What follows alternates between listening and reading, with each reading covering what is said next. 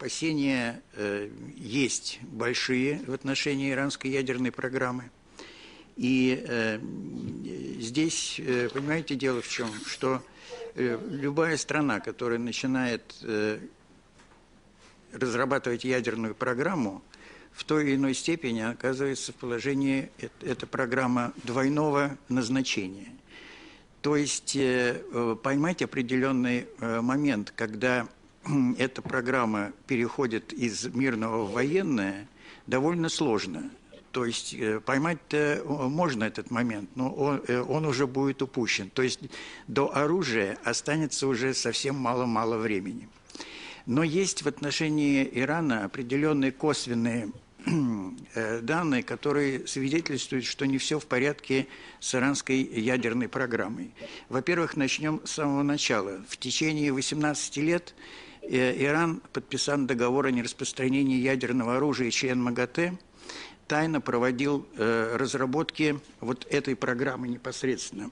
И только в 2002 году, в 2003 году было выяснено, что Иран очень сильно продвинулся в развитии своей программы. И было еще много свидетельств того, что Иран не совсем откровенен в разработке и в освещении своей ядерной программы.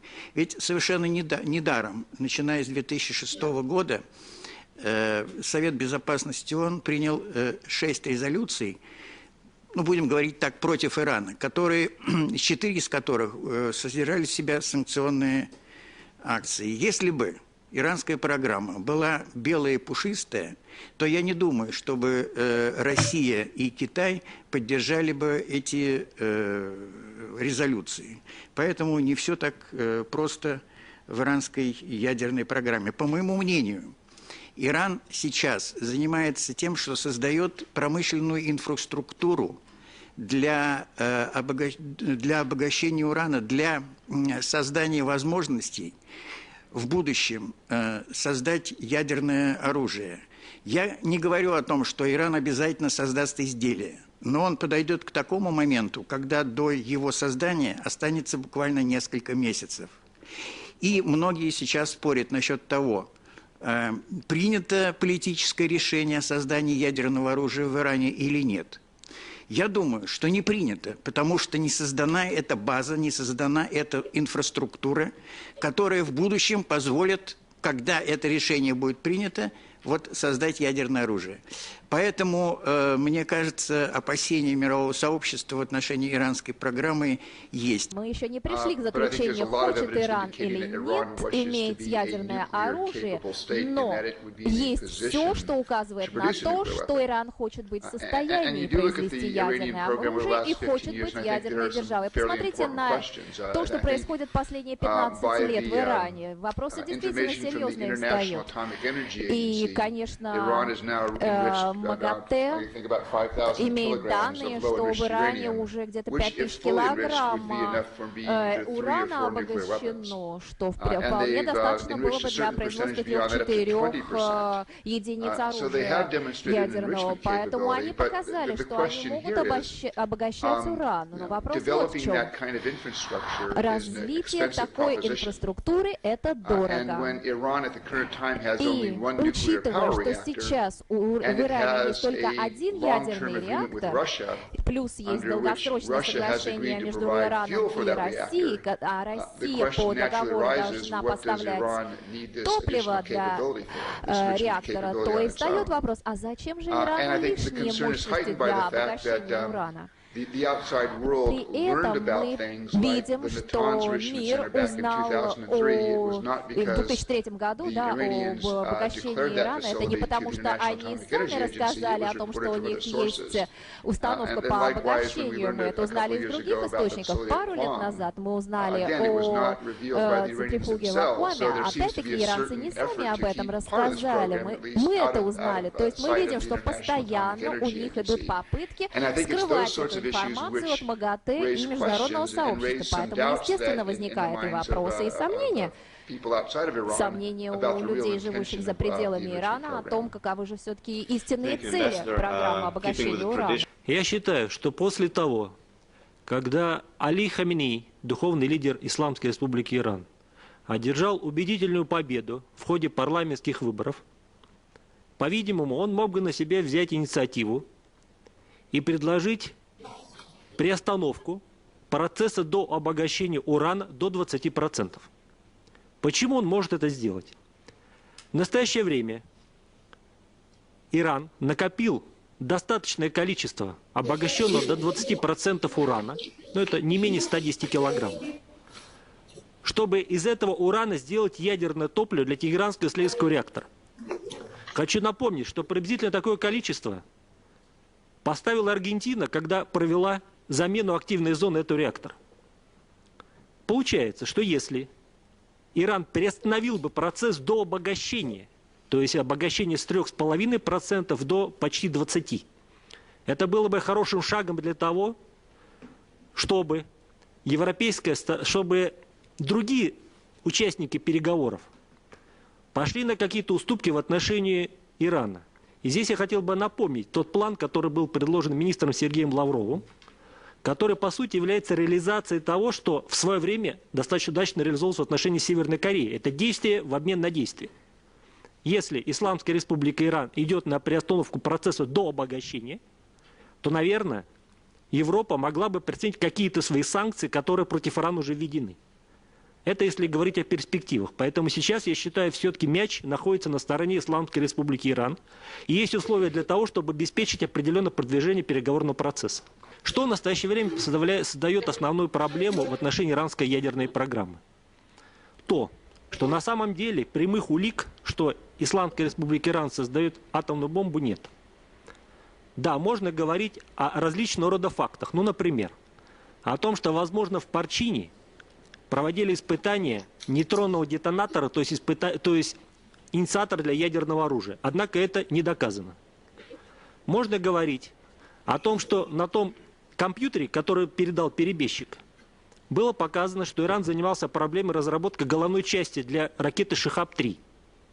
Но эти все факты не являются убедительными. Почему? Потому что, если говорить с той позиции, что можно, в принципе, Иран может производить и высокообогащенный уран. И я могу назвать целый ряд причин, по которым могут обогащать, например, до 60%. Для этого есть мирные цели, хотя количество небольшие будет. С этой точки зрения, я думаю, Иран был повинен только на одном случае. Когда действовал измененный код 3.1 к соглашению с МАГАТЭ о применении гарантий, он создавал объект по обогащению урана Фордо. Потом он вышел из этого измененного кода и стал уже сам исходить из того, что он не действует. Однако в период действия измененного кода 3.1 к соглашению с МАГАТЭ о применении гарантий Иран создавал объект, которым не уведомил. Вот, в принципе, на чем он был пойман. Единственное, что можно поставить им вину. И последнее, что мне хотелось бы сказать. Конечно, можно говорить о том, что Иран вот-вот создаст ядерное оружие. Но давайте будем реалистами. Если сейчас все количество низкообогащенного урана, которое можно считать как 3,5% по урану 235, это порядка 5,5 тонн, добогатить до 90%, сделать оружейный. В принципе, можно выйти приблизительно на 5 ядерных боезарядов, если исходить из тех расчетов, которые имеет Лондон. Но вы понимаете, даже на первый боезаряд нужна двойная норма, то есть на 5 уже выхода не будет. Но меньше же 5 идти на ядерное испытание глупо, потому что Иран сейчас не готов идти на ядерные испытания, как по количеству расщепляющего материала, так и по носителям. Потому что ракета «Шихаб-3» плохой носитель. А ракета «Саджиль-2» на вооружение не принята. Нет прямых доказательств того, что Иран принял решение создать оружие, и что Иран уже сделал для этого что-то. Я думаю, что это все-таки частично хотя бы правда. Поэтому сейчас надо прежде всего думать о том, что можно сделать в формате 5+1, о чем можно договориться с Ираном, чтобы у нас были объективные гарантии от Ирана, что они не будут производить ядерное оружие. Мы все обсуждаем с вами, есть ли доказательства или нет, могут они произвести оружие или нет. Мне кажется, даже не это главное. Вопрос в другом. Какое обязательство они готовы взять на себя, чтобы мы поверили, что они в будущем не будут производить ядерного оружия. И именно на этом должны строиться переговоры. Если послушать, что сейчас обсуждается последние 1,5 года в Вашингтоне, вы знаете, у нас в правительстве США очень мало человек, если вообще есть кто-то, кто очень рвется ударить по Ирану. Мне кажется, администрация США сейчас просто оказалась перед дилеммой. Потому что в обоих случаях результат очень тяжелый получается. Посмотрите, с одной стороны, мы понимаем, что Иран сейчас пытается стать ядерной державой, и они близки к созданию, и надо спланировать, как предотвратить это, как держать Иран на этом пути. Возможно, это можно контролировать, но рисков очень много. Потому что иранцы верят, что они уже вот-вот готовы будут произвести оружие. Может быть, изменения какие-то в плане поддержки Хизбаллы или изменения в регионе, что-то. А что саудовцы делают? Что делают египтяне и другие? Что будет, если они увидят, что у иранцев есть возможность произвести ядерное оружие? Понимаете, тут последствия может быть очень драматические в плане дальнейшего распространения ядерного оружия в регионе. Мой коллега правильно говорит, что да, возможно, в Пакистане это и есть. Представьте себе такую картину, что в Пакистане имеется ядерное оружие, но на нем будет написано, что это собственность Саудовской Аравии. Вот какой сценарий можно себе представить и ужаснуться. Это один из очень плохих сценариев. Второй тоже очень плохой сценарий. Представьте, какие могут быть последствия. И как Пентагон, и военные США оценивают, неважно, кто ударит по урану, израильтяне или Пентагон, это на самом деле программу ядерного Ирана не остановит, это может просто задержать ее на пару лет. То есть это тоже не решает проблему. И вопрос в том, как найти золотую середину между ними. Нужно такое решение, которое, конечно, не будет идеальным для всех сторон, но оно будет приемлемым хотя бы. И это решение, оно позволило бы Ирану иметь определенные возможности обогащения урана, при том, что мировое сообщество будет полностью уверено в том, что оно будет использовано в мирных целях, и что они не строят где-нибудь в очередной пещере в горах Ирана новую центрифугу. Понимаете, администрация, она, конечно, пытается максимизировать санкции, чтобы заставить Иран сесть за стол переговоров и найти эту золотую середину. И мы очень надеемся, что сядут они за стол переговоров или нет, но если сядут, то все-таки есть возможность дипломатического решения проблем.